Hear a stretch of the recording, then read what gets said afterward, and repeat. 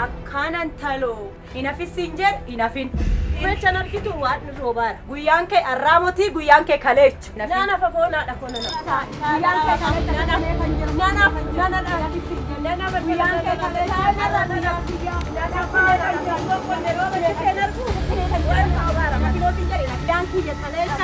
kee Ijoollee maal taatan? Maal taatan?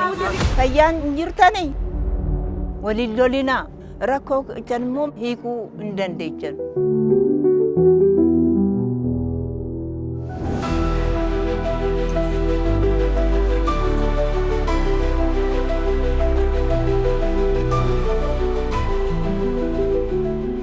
Furmaanni rakkoo keenya harka keenya jira.